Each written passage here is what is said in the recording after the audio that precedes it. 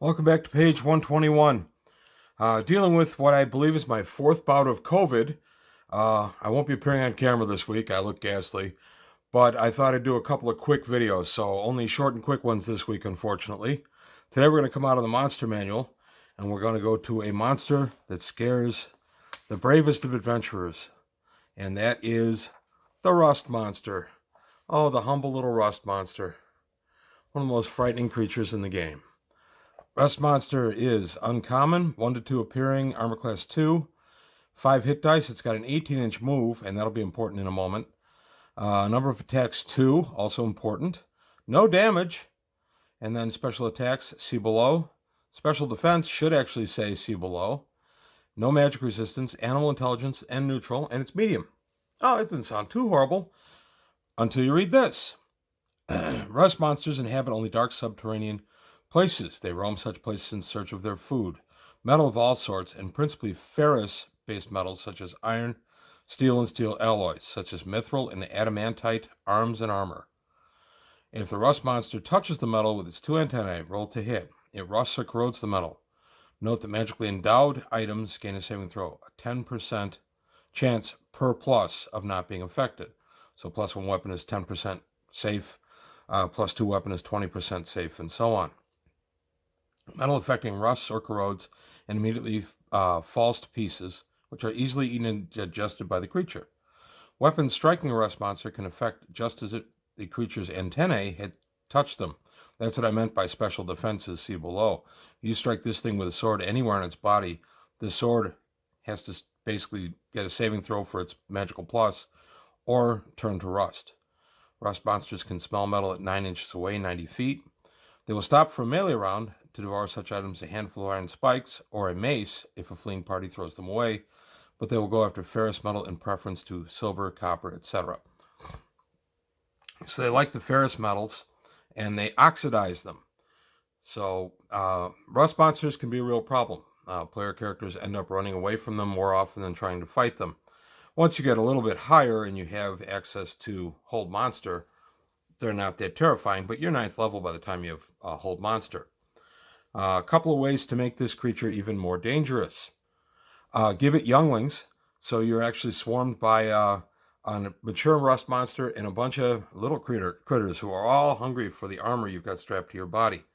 And then one version I did at the old club I used to run, and then I redid for Valpurgis. That's my game my Halloween game where I kill everybody and it doesn't count. But for the original encounter with rust monsters, it occurred to me oxidation is rust, but it's also a form of combustion, fire. And it's not the only form, and please don't bury me in the physics and the science of this, because this is magic and I'm using a spell.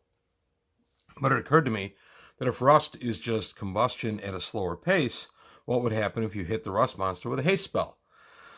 So I had a mad wizard's dungeon that they were exploring, and I decided that was one of the experiments that he had indulged in. So he went ahead and he figured out a rust monster haste spell. And there were 2 forms that I gave this. One is when the creature touched the item burst into flames.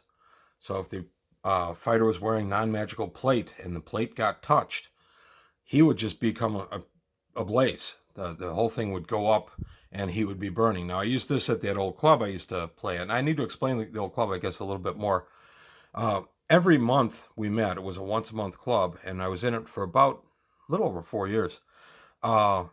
Every month that we met was basically an open table. I didn't know how many players would play. I had 3 or 4 that started with me initially, and then I picked up a couple more regulars.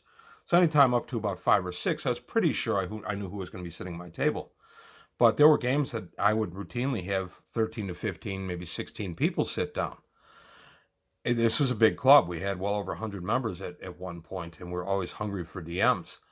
So when I trot out these nasty things like flaming rust monsters, I need to point out that this was against an open table at a club where it was old D&D and we were having fun. I do unleash these on my players once in a while, but they've learned how to deal with them. But anyway, back to the point. So the flaming rust monster, on the first version, if its antennae touches you, whatever metal it touches bursts into flame, instantly dissolves, and then the creature sweeps up the crumbs. The second version is the entire creature bursts into flame, and then runs at you as a Human Torch type rust monster where it's entirely on fire. So not only is your armor in danger of catching fire, but you yourself are in danger of catching fire. That ended up being a lot of fun also. So that's 2 variants I ran on that. And then the third variant I ran at Valpurgis was a rust monster that had been enlarged to several times its normal size. I increased its speed and made its appetite far more voracious, gave it more hit dice, thus being able to hit more. That was a real challenge even for higher level characters. And then that one I also had a version that had the haste on it. So Rust Monster Haste is what I just dubbed the spell. It only works on rust monsters, but it causes the oxidation to speed up to combustion levels, and then it's flame on time for your player characters. So that's it for today on page 121. Just a quick look at a fun monster. Like I say, this week, most of the videos are going to end up being kind of short because I am definitely under the weather, but I will do what I can. So that's it for today. I hope you enjoyed it. Everybody stay healthy, and I'll see you next time on page 121.